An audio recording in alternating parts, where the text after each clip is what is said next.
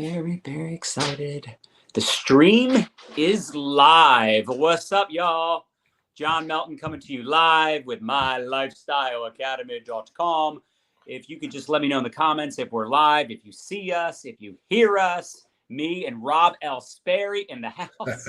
Inside joke. Really excited to be here. We're going to have an amazing conversation. We're going to be talking about my favorite topic, which is recruiting. In fact, we're going to talk top recruiter tips, how to enroll more people and gain momentum in the new year. How many of us are starting to realize we need to step it up and mess it up when it comes to all things recruiting? Because that's how you create leverage. I mean, I want you to think about this for a second, those of you watching. Someone recruited me 22 years ago. Someone recruited Rob. If you just understand the power in leverage and residual income, like you would be talking to everybody about this opportunity, whatever opportunity you're in, whatever company you're a part of, right? This is a generic conversation. Doesn't matter what company you're in. Recruiting is a major key to financial freedom because you can teach people how to teach people to teach people. Does that make sense? Like if you want beach money, you want that mailbox money, you want freedom, you want flexibility, if you sell a lot of product, that's awesome. The problem is that's like a job, right? Only you can sell so much product. But when you enroll other people, when you start recruiting, you build leverage for yourself. And the truth is, in the early years, I really sucked at this. And I'm sure Rob will share his story as well. But it's worth getting good at. You just have to embrace the suck, embrace the fact that you're probably going to mess it up. You're probably going to have some awkward conversations. You're probably not going to have a lot of people saying yes in the early years, but you can make up in numbers what you lack in skill. So I'm excited to have this conversation. And Rob is one of the best when it comes to simplification, right? Simplifying the recruiting process. And he was a #1 recruiter in his company before he retired and became a network marketing coach, consultant, speaker. I mean, he's always like traveling the world, speaking all over the place. And the thing I respect most about Rob is he has that balance, that harmony in life where he's a really good dad, a really good husband. Like he has a lot of fun. He doesn't overwork himself. Although I will tell you, he didn't get much sleep last night because he was coughing all night. And he still said, you know what? I'm going to show up for this training. I told him I probably would have canceled. I'd be like, dude, I didn't sleep last night. I was coughing all night, not feeling good. But Rob's like, no, I still want to do this. We're going to make it happen. So I just wanted to give you guys a heads up. His commitment, his level of commitment to this profession and helping all of you become better recruiters, better leaders, and create that financial freedom, that time freedom. Lifestyle motivation is what we're all about here on this channel. That's why we're My Lifestyle Academy, baby.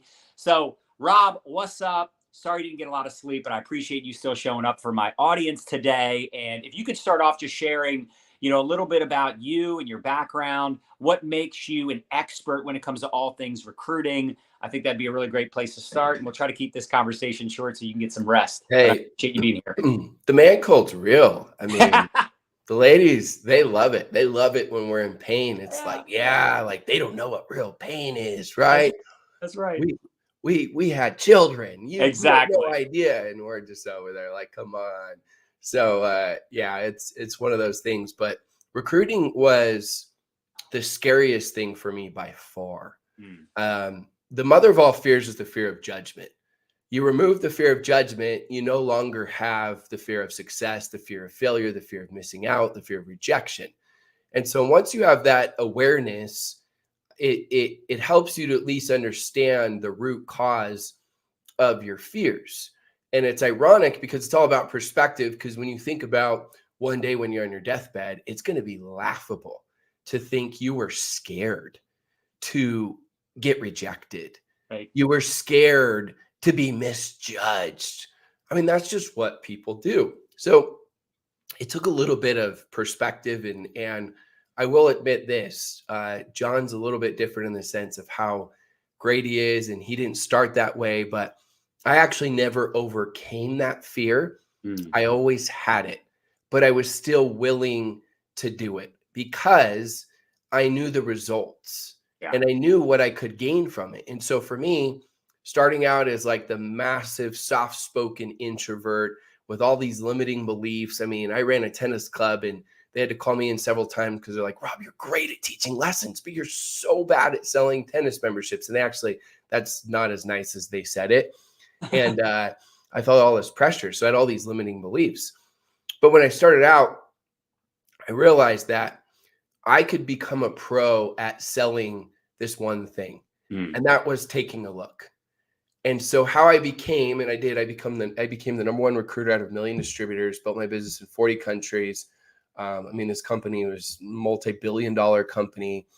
So there was a lot of competition. And my goal wasn't to become the number one. I was just in survival mode, trying to make front-end checks with bonuses and stuff because the residual income wasn't there yet. And so I didn't even realize I was that until the end of the year. I just had my head down and was making it happen. And this is prior to social media. So everything was just old school, right? Everything. And there's still old school greatness that we can do, but that's all it was.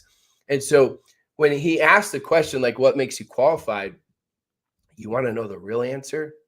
My massive failures that I've had. Because no one has massive success without massive failures. Like if there's a recipe, let's say you got your favorite recipe for eating cookies, and there's one ingredient that's the most important ingredient, that's an absolute must and necessary, that's called massive failure. And so that helped me. I thought you were going to say chocolate. Chocolate chips, sugar, right? That is the chocolate chip or sugar, right?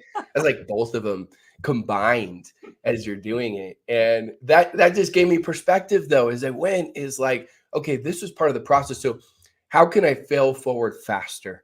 How can I have those massive failures, but also learn from them so I can be deliberate in what I'm doing? And so it took the pressure off me because I didn't become a pro and like, I'm trying to close my friends and family right now. And all of a sudden I'm going to be part of the NFL, the No Friends Lex, the No Friends League, right?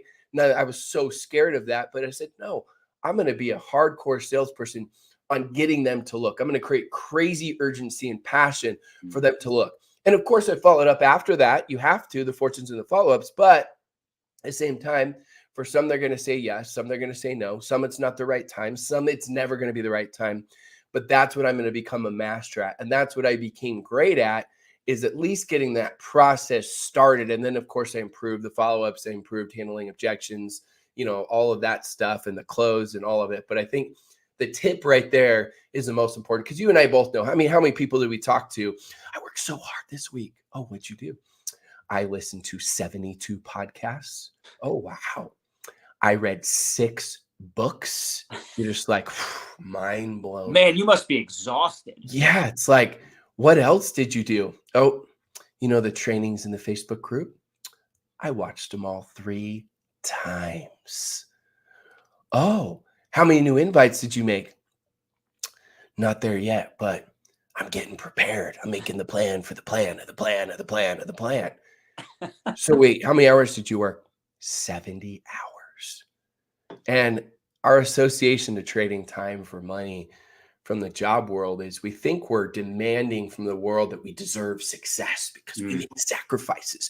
There's no PV in TV. I watch no TV. And you're like, well, that's cute. Like, that's good. But how many new invites did you make? And so my mentor has made over $30 million in the industry. He's a ghost. He changes his phone number. He's not even on social media. So it's great. He's like one of those legends nobody even knows about. Right. And he said that working in this business is talking to brand new people. He just simplified the whole thing. He said, if you're not talking to brand new people, you aren't working this business, whether it's your people's people or your people, because the systems are great and it's not that hard to tag someone or voice message someone or plug somebody in, right? We feel warm and fuzzy because we're being the super supportive upline, right? And you should be that. But it's not that hard, right? Be the example. That's the best way you can help them, is Ralph Waldo Emerson says, is what you do speaks so loudly, I cannot hear what you say. So be the example. Don't just say it, be it. I love that. It's amazing too, because once you get the hang of recruiting, it becomes so fun. People are like, wow, you're still recruiting. You're still out there, popping the question and ATMing people and doing all I'm like, yeah, well, first of all, what else am I going to do all day? Like, yeah. What about your team? Like, yeah, we have something called a system, right? We have something called duplication. I know it's like a mystical thing, but that's the key to success is, you create systems and you create tools so that people have something in place, whether you're doing the ATM system or something else, but you have tools and systems in place so that when you bring people on board, it doesn't mean you're not like you said, you're giving them the coaching, the mentorship, the support, but that's not a full-time commitment. I'm not working 40 hours a week just coaching people, right? True. Like, even for those of you that are like, man, I only have a few hours a week to work my business, but you need to do the intentional work, right? You need to be very proactive in your reach outs. And I think the TikTok, short form video era that we're in right now, and especially over the last couple of years with COVID and all the things that have been going on, like people got a little lazy, right? They just like they could do videos or posts and have people in their inbox asking for information, which is exciting. I love attraction marketing. I love creating curiosity. But you also can't sit back twiddling your thumbs waiting for people to ask you what you do. And a lot of us are also just having product conversations and not even asking people if they're open to taking a look at what we do and how we earn income. And most people would probably admit that they could use an extra $500 to $1,000 a month. So how can we help people get over that insecurity and that fear and then create that consistency and popping the question on a daily basis? So I'd love to hear your thoughts on that, Rob, because I know, like you said, that insecurity, that fear of rejection is probably the biggest reason people don't take action and do the reach outs and ask the question.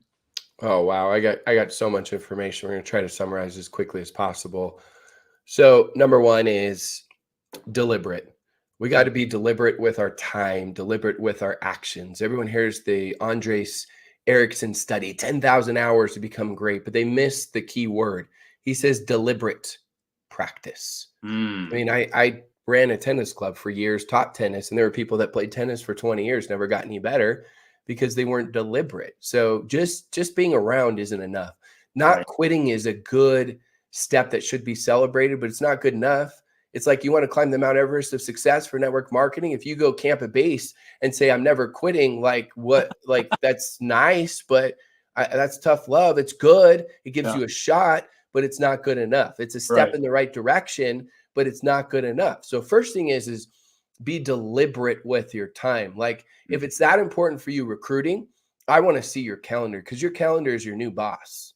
You don't feel like you have a boss because you're a form of an entrepreneur. Your calendar is your boss. So I want to see your calendar. Like, if it's that important to you, are you going to be a firefighter or an architect? Firefighters react to everything. Architects design what it is they want. Now, of course, things happen. Maybe you got the man cold like me, right? Or a kid's sick or something. That's okay. What you do but you're still here. But you're I'm still here. Right? This was one of the two things I committed to for the next 3 days that I'm like, this and one other one-on-one Zoom. And I'm like, after that, I'm out. Don't talk to me. At least it's the weekend. At least coming up on the weekend. Exactly. When I got sick, it was Friday, Saturday, Sunday. I'm like, it's like I'll be back Monday, just full force as we go. So if you have to move that recruiting time, you have to instantly reschedule. So if it's like supposed to be Friday at 1 p.m. and you're like, it's not going to happen, great. Instantly reschedule when that's going to be. And maybe it's Saturday. And maybe you're like, I'm not sure I'm going to feel better by Saturday. Great. It's Monday. But you instantly reschedule. So number one is be deliberate. Number two is attention. So attention is the number one currency of marketing. And you need to create a reassociation to attention. I know growing up, anytime we acted up, my dad was amazing. But I didn't realize this till a couple of years ago with my own, my therapist, which was myself, talking to myself. And I'm doing this coaching session for someone else. And this person's like, you talk about attention. I hate getting attention. Like, I was always taught that was bad. And I'm like, wow, so was I. Maybe that was my issue. Because my dad would always say, like, you're just trying to get attention anytime we acted up. And I was the big people pleaser, like the kid that, never got in trouble with my parents or anyone. And so I just consider that a bad thing. So here's the key here. Let me ask you this question. All of you, think about this. Who are some people dead that you look up to the most? Like most famous people that are dead. I don't, John, who are some, for me, like I think Jesus Christ, Martin Luther King, Gandhi. I don't know. Who are some for you that are dead? I like that. Famous. That list is perfect. There we go. Okay. And those are like common, right? Like simple ones. Can you imagine if they wouldn't have gotten any attention? They wouldn't have had the same impact. I thought it was like a dramatic pause. Yeah. They wouldn't have had the same impact. Oh, they wouldn't have had the same. I know it just froze on our videos. You thought it was like a Have you seen that viral TikTok where they do that? They're like on a Zoom call and And then it's just person like, and he's like, dude, I can see your fan moving in the background. Like the one guy's like, he's acting frozen and he's like eating a potato chip. Anyway, I just thought about I that. should have done that just to like freak you out. You guys will learn that John and I have ADHD, which stands for Dude Has Dreams. So our squirrel moments are like just next level, like next level. And that's kind of how we have fun. Like even my like presentations in front of huge crowds, it's like I always have like 2 or 3, and they're probably like, "What is going on?" And then we come back in halftime, like, "Wait, where was I?" Yeah. So attention, those massive influencers wouldn't have had the same impact, same influence. It wouldn't have changed the world if they wouldn't have had that attention. Right. But then I know there's the people that you can't stand. Like think of the most annoying person on social media. Well, your association doesn't have to be that. What you have to do is create a reassociation of the key is attention with the right intention. And then you do your best and you F the rest. The F stands for forget, just to be clear. So you do your best and you F the rest. Like people are going to judge you no matter what. Like Right. that's just what people do. So hold on, watch this. Nice. It was like one of those disgusting coughs, people. So number 2, attention. We got deliberate, we got attention. And then here's the third one. That's the big one. And I know you're big on this, John, is blitzes. Yes. Like we're going to talk about all different types. And I'm going to ask you questions after I go through this. So there's different types of blitzes. You could do a social media blitz where you're going on a live blitz, you're going on a real blitz, you're going on a story blitz, you're going on the Money's in Messenger blitz where you send out non-business related conversations. I mean, I've done this. I did this even before I was using social media where I would send over 300 non-business related messages, not fake chit chat. It's just being a good human being, be a networker first and a network marketer second. And this helps so much because how often does someone reach out to someone, "Hey, John, want to join my business?" And John says, "No." Don't hit him up. And then 2 years like, later, who are you? you're like, "Wait, what?" And 2 years later, "Hey, John, just seeing if you're interested." And you're like, "Dude, the only time you ever talk to me is to hit me up." And even though John doesn't know this, maybe I am a giver. It doesn't matter. I'm perceived as a taker. So there's the different types. Go on a blitz where it's just new invites, and that's all you do is your new invites, whether it's customers or going all out for business builders, or maybe it's specific to an industry, real estate agents. Maybe it's people that are on your chicken list, right? The big, bad, scary people that have been crazy successful. Guess what? Before I reach out to anyone, I create my reason list, the reasons why they should say yes. Because I used to give myself inside my brain why they'd say no. Oh, Sally, she's just way too broke. She'd never be interested. Oh, Johnny, he has too much money. He's not going to be interested because he makes so much money. Oh, we got Sam there. Sam has no time because they're lazy, pieces of awesome human beings. But from a business standpoint, like not, oh, let's reach out to, good old Bobby, but Bobby, is too busy. So it's like too much time, not enough time, too rich, not enough. So I started doing the opposite. Oh, this person's so rich. They understand leverage. They got massive credibility. They get this. Like they're probably getting hit up all the time. Why not just plug people into this? We can take care of them with a system. So I created my reasons why they should say yes before I would have these reach outs. And this would give me a little bit of confidence so that mentally I was going in with a little different passion. So you do that. And then the different blitzes, and then I want to get your take on these blitzes is I think that all successful people have different versions of blitzes, but for all of you, I would challenge you to have weekly blitzes. Now, that could just be your version of power hour. It doesn't have to be an hour. It could be 30 minutes, could be 45 minutes, could be an hour. It could be once a week for an hour. It could be 3 times a week for 30 minutes where you make new invites. But I think I would start there. Then I would do is I would have a monthly one as well, where you go all out nuts for 3 days. Now, some of you are like, "Rob, I work." Like, you don't understand whatever all out means to you. Like the most you can do where you hyper focus and then you're deciding whether it's new invites, which is the most important one. Maybe you have versions of other stuff. I gave you ideas. And so I would do one that's monthly. And then on top of that, what I would do is I would have even a bigger one that's quarterly. So we have weekly, monthly, quarterly. I'm telling you, if you do that, you will absolutely crush it. You're frozen on video again, but I'm going to pass it to you and give your Well, it's there. funny because Unfrozen. well, it's funny because I look at my other phone and it looks like I'm freezing for all of them.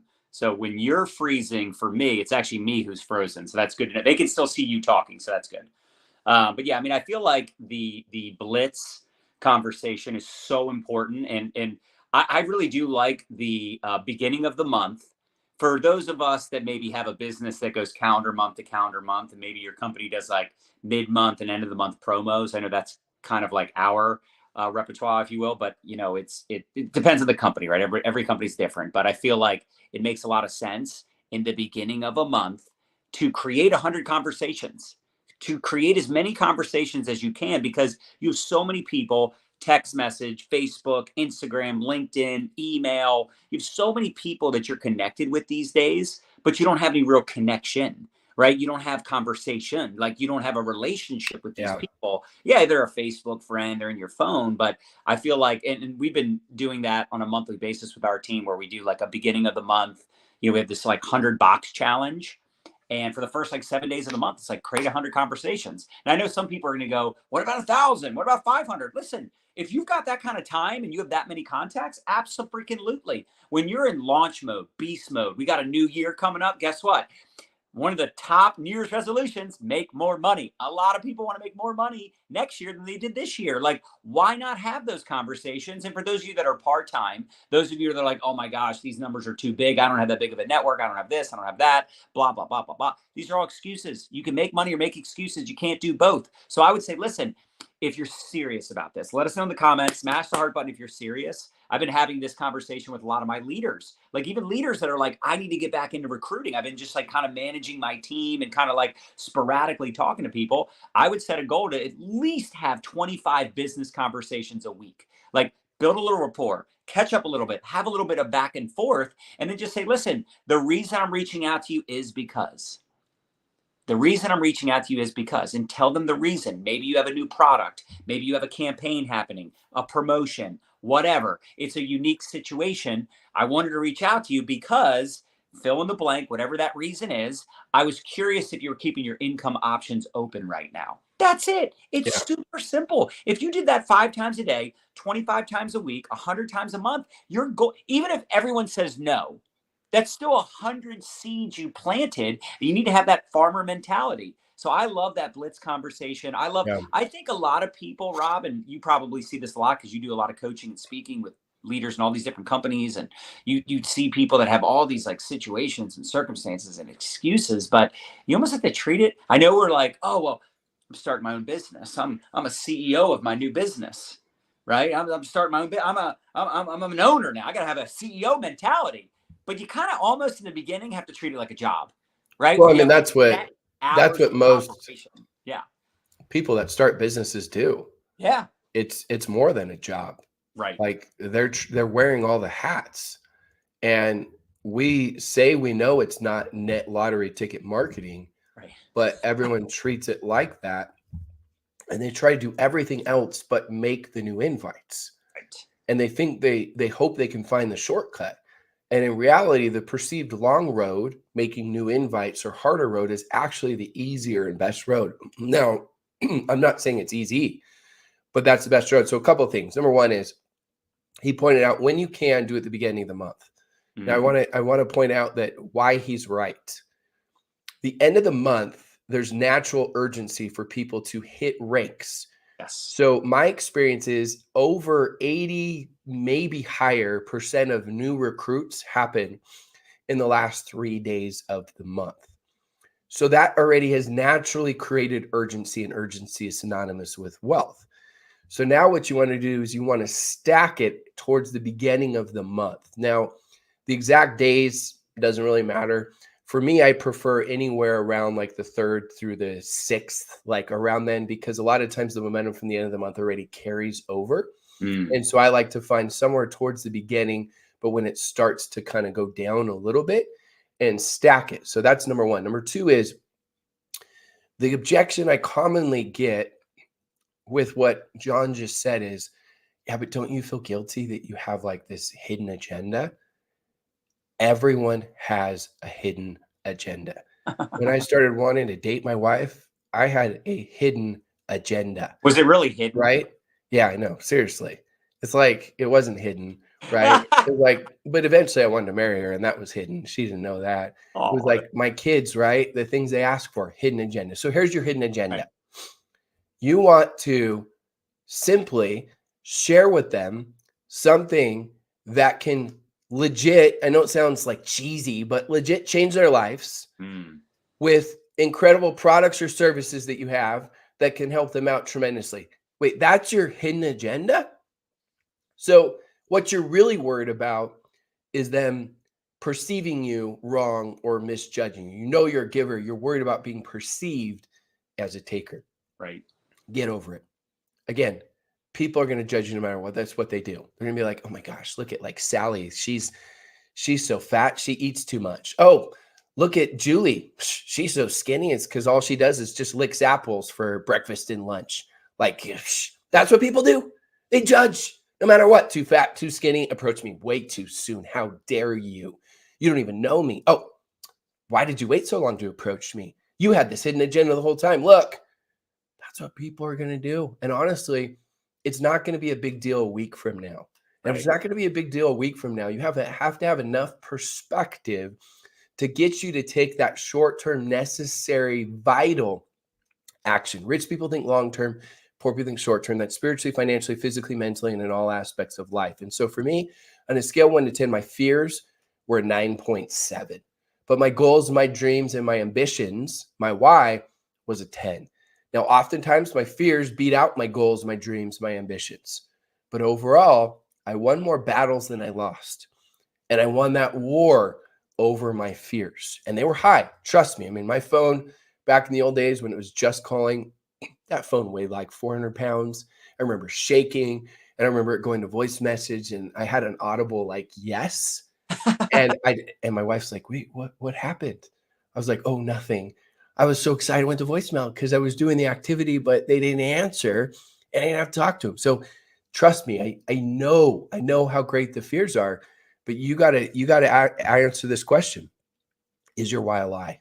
Because you see Mm, how big it is, how deep it is. Well, why aren't your actions matching your why?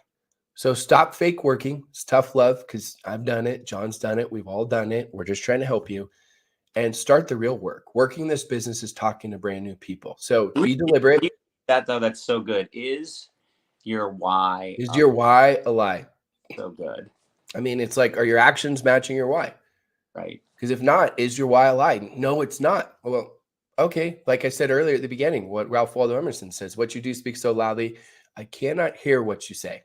One of my mentors used to always say, like, the person's like, I'm gonna crush it. I'm gonna, fly through these ranks. I'm gonna be this rank and this rank in no time. I'm gonna have the biggest meeting. I'm gonna bring the most people here. I'm gonna out earn you. And he's like, you did the easy part. Well, what's that? What do you mean? Oh, saying it. Saying it is the easy part, right? It's like, I'm gonna do this. I'm gonna do that. I got these goals. I'm gonna actually. I think I heard, was it Ray Higdon? Somebody I heard one time talk about how, like, sometimes people, they just want to talk about why they're doing something because that in itself makes them feel good. They're like, I'm going to retire my parents. I'm going to fire my boss. I'm going to help out, with my church and my local charities and all these things. And people are like, oh, that's so commendable. That's so amazing. Like, that in itself makes them feel like they accomplished something just by saying it. That's the easy part. Yeah. The grind, the uncomfortable, like, that's where the real work lives, whether it's doing the videos, whether it's investing in your business, whether it's, hiring your first VA, whether it's recruiting your chicken list, whether it's, speaking on stage, like, all that really scary stuff. That's where the magic happens. All of it. I mean, my first time doing a conference call, there's 2,000 people on, and my mentor's like, how did you think you did after? I'm like, 7. But I was comparing to my old self, and he's comparing to how good you really are. And he's like, on a scale 1 to 10, he said you were closer to a 1 or a 2. And I started crying, laughing. He's like, are you laughing? I'm like, yeah. He's like, you're going places. He said, if you can handle feedback like that and just keep going, he's like, you're going. But you thought you were a 7? Oh, I thought it was a 7 because I was I was comparing to what I was, right? Yeah. And I thought I was actually being humble. I thought it was more like an 8. And he was like, he says this to me, like, this is how brutal he was. He was amazing though. He was like, it sounded like you were at your father's funeral. And I'm like, oh man, that's a visual there. Thanks, You're like, brother. I need a little more energy, maybe? Appreciate it. And then he just kept helping me. He would teach me that. And then after, he'd empower me of how big this could be and where I was going. But that was scary. And then the first time I spoke on stage, I did like some creative exercise and couldn't get anyone to be quiet for like 2 or 3 minutes. It was embarrassing. I kept trying to speak and everyone was talking to each other. Like that was hard. That was embarrassing. Like I went through so many things. Then I built my business in 40 countries and, video came out for Facebook right before Facebook Lives. I would get 1 or 2 comments. Like that's a shot to anyone's ego. Yeah. Right. Where you have this massive monster like organization. Algorithm. It's like I couldn't even get courtesy comments because no matter how big my group was, I was still bad at lives. Like, and when I got a comment, it was like my mom or my freaking aunt, and that was it. Yeah. So I'm just, as Jim Rohn says, don't wish you were easier, wish you were better. I'm like, okay, I suck at these. That's okay. Yeah. I'm just going to keep failing forward faster. So I became good at the invite, but I was bad at all the other stuff. So I just had to keep failing forward, and just understand, you know what? I may not be the best. I may not start out as the best or the fastest, but I can be tough.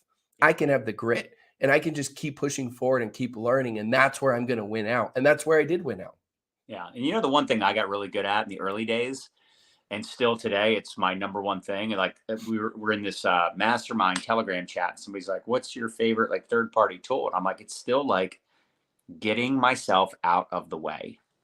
Now people are like, what does that mean? Meaning if you're in a business right now, your number one goal, if you're not where you want to be, which I guess we could ultimately say no one's ever where they want to be. If you're, a growth mindset, you're always trying to get to that next level, right? But it's introducing your business prospects to your upline or your leaders or your mentors, your sideline, downline, however you want to do it.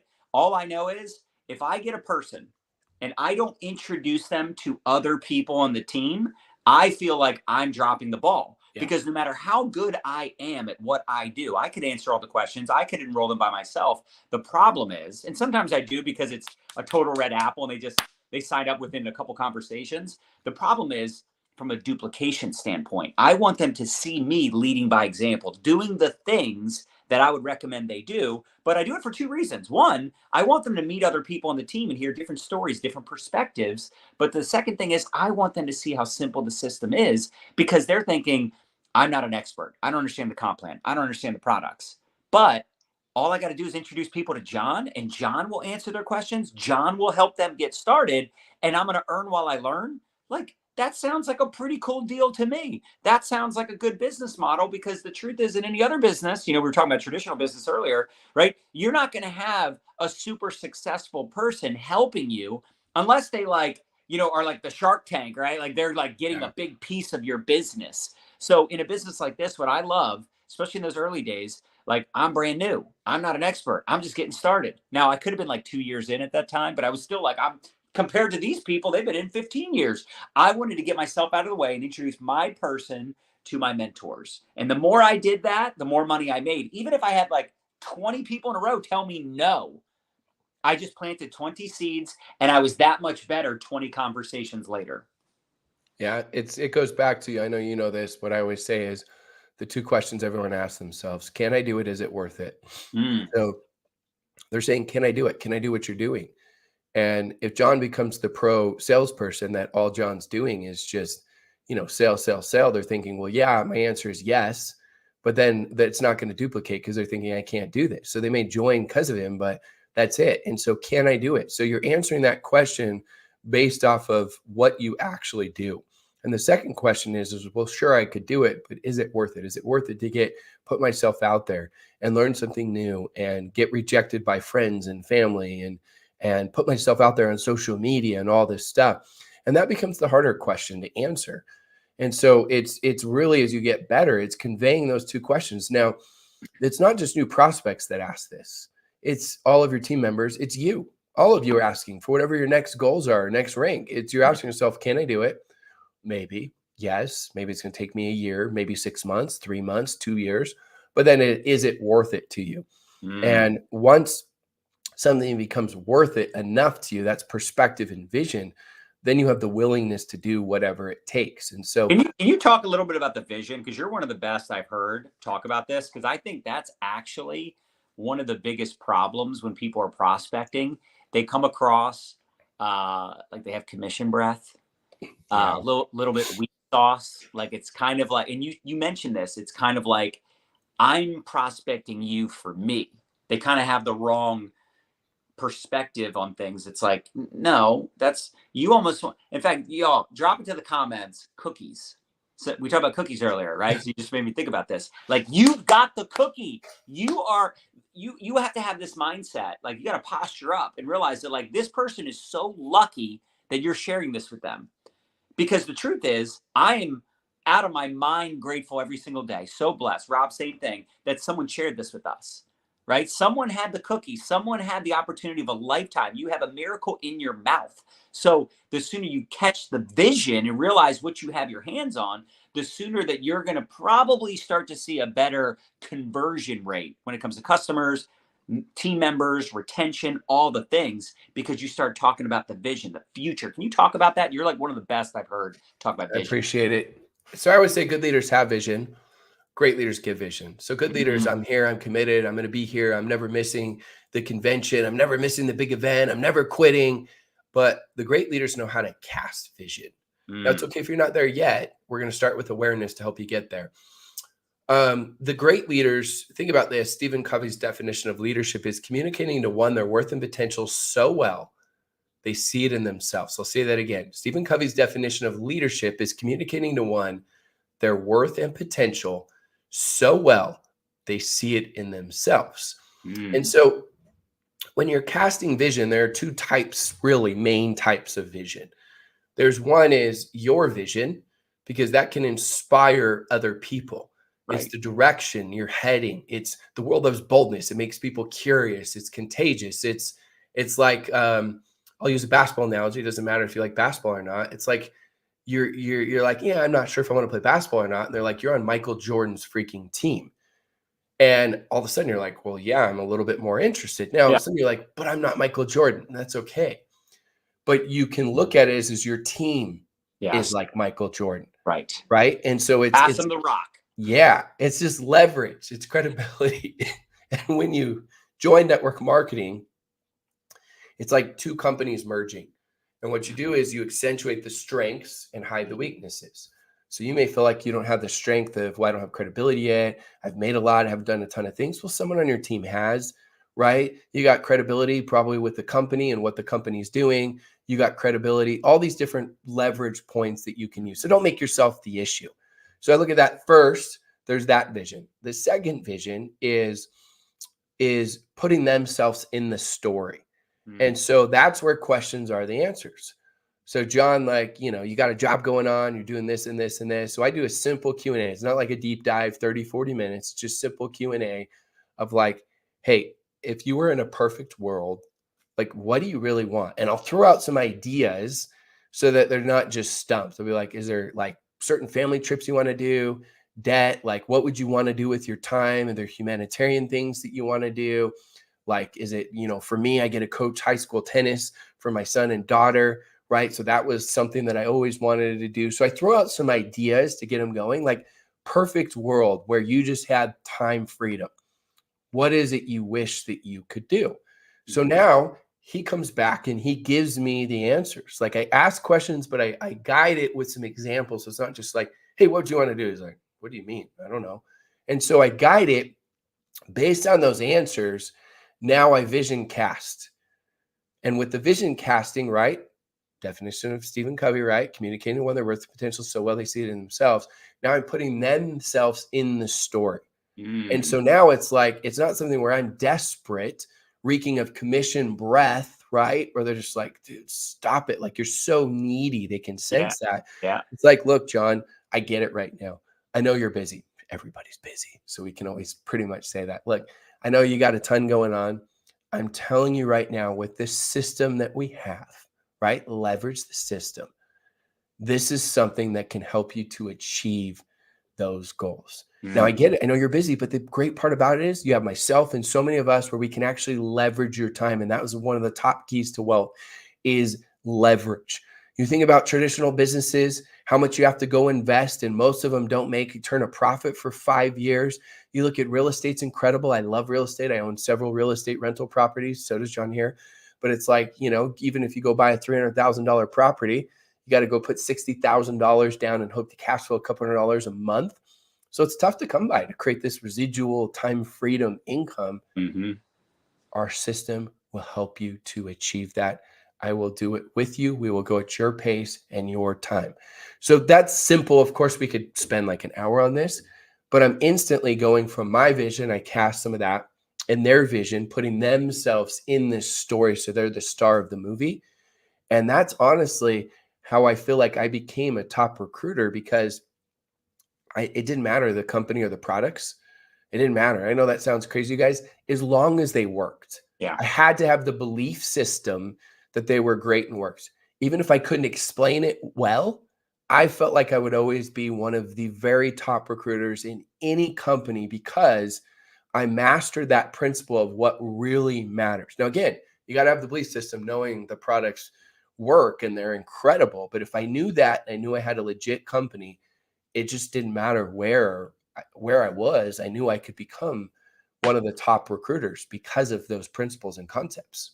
It's amazing how important that is, because when people are brand new, they don't have the confidence. They don't have the beliefs. They need to borrow your confidence, borrow your vision, borrow your belief. And I know that's what I needed in those early years. I looked at my mentors. I looked at my leaders, my upline, and I'm like, I don't know what the heck I'm doing, but they believe in me and they think I can do it. And they're willing to support me. They're willing to help me. And they think that I can get to where they are. And back then it was like, man, if I could just make like 10 grand a month, that would be like life altering, and it's amazing how your vision expands over time. But you have something coming up that I know it's not for everybody. You have to be a 6-figure earner or higher, I believe, right? But it's one of my favorite things that I've attended over the years. Out of all the masterminds and events, conferences, all the things I've attended, your masterminds are right at the top of my list. And obviously it helps that not only is it great people, you and I are friends, but also you always pick the best locations. So can you talk a little bit about that for those individuals that are at that higher level of income, what you got going on? Because I'm excited about this. Yeah, it's called the Leader of Leaders Club, and we do these 6, 7, and 8-figure masterminds. So anyone who's ever made 6 figures, it's okay if currently like you got a new venture and you haven't right now. But if you've ever made 6 figures in network marketing, we just want the right people. So we have higher level conversations. It can overwhelm people, right? If you've never made money, like there's different times and tips and strategies. And it's incredible. It's incredible because of having people like John and these other leaders where we collaborate. I mean, my job is, of course, I have well-prepared content and topics and state of the industry and things that we can use for leverage. But on top of that is you have so many other incredible leaders. And so my goal is to bring the best out of all of them. No one person dominates any conversation. Some are more passionate and more knowledgeable about certain topics. They all become friends, and it's like becomes this ongoing mastermind where they can borrow information from each other and help each other out. Because I truly believe that collaboration is the new competition. And we see it with everything now. It's like collabs with music, collabs with, Nike's a collaboration company now.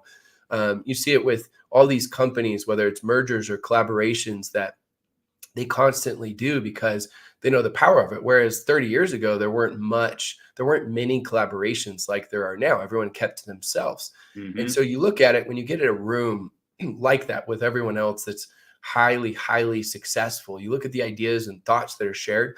One idea that's executed literally can have just a tremendous ripple effect. And for me, it was the one thing that was missing.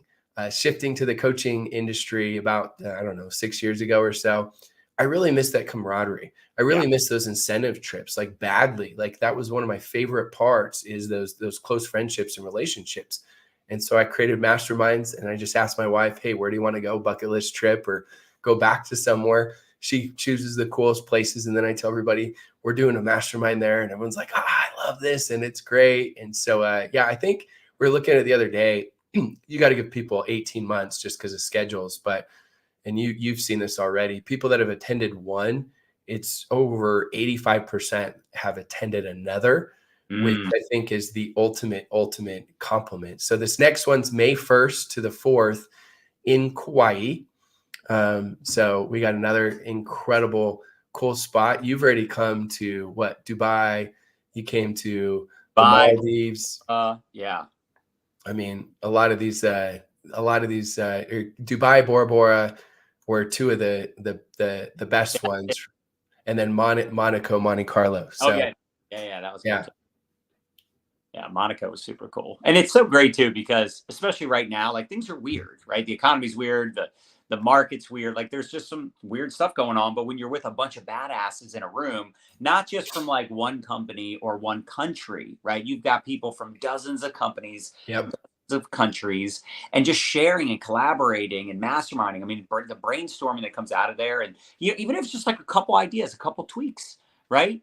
Coach Fryer says one thing, Rob says one thing, Fraser says one thing. Then you just like, dude, I'm going to implement that. Dude, that's a good idea. And you go out to dinner and you have these memories and these moments and these conversations that you weren't even anticipating, meeting somebody that you didn't know they existed, and you meet them there.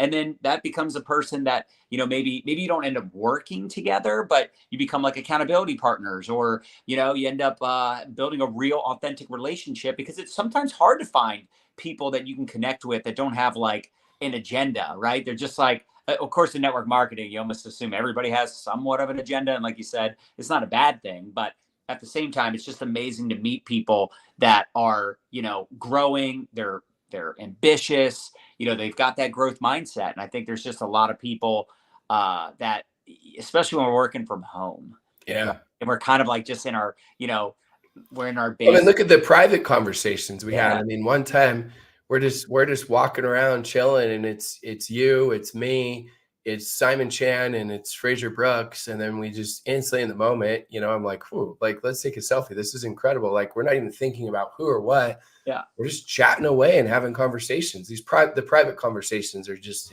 incredible. The law of association is so real. Well, especially when you're at home all the time, you're working your business, maybe you're spending time with your family, or you still have a job, so you're with coworkers. Like most of the people you're with on a day-to-day basis don't have these big, audacious goals. Then you go to one of those masterminds, you're like, dude, I'm making 20 grand a month thinking I'm a baller. And you start hanging out with people who are making 200 grand a month. You hang out with people making 7 figures a month. And you're like, I'm playing in the kiddie games. Like, what am I doing? It's like amateur hour over here. And just, again, from a vision standpoint, those masterminds can be, again, life altering. Well, it's fun stuff. I'll tell you, it's been a lot of fun. It's been fun watching your journey. It's been first started, right? Just simple conversations and Messenger. And from that, just seeing you guys absolutely smash it. And I look at how successful you guys have been. But then what impresses me the most is how consistent you have been with recruiting, because most leaders do it, and then after that, they just manage. So congrats to you guys and your team, and for setting that example in the industry. Yeah, I appreciate that. Yeah, I got 6 this month, 11 last month. Like it's funny. It's like, as you do this a long time, it gets easier and easier to recruit. So it's like, why would you stop recruiting? But I appreciate you, man. I know you haven't been feeling well. I hope you feel better. Hopefully get going to the steam room right after this. Yeah. And by the way, those of you that are like curious about the Leader of Leaders Mastermind and coming to Hawaii with us, definitely get with Rob. Drop him a DM. He probably won't respond for a little bit because he's not feeling well. But definitely, if you can, if you're qualified, current or former 6-figure earner, like you said, that's pretty cool. You allow that. I would highly recommend doing whatever you can to get there, because it can catapult your business in so many ways. So, Rob, I appreciate it, brother. Thanks, man. Thanks for having me. Absolutely. Get some rest. Later, guys. I'll see you guys.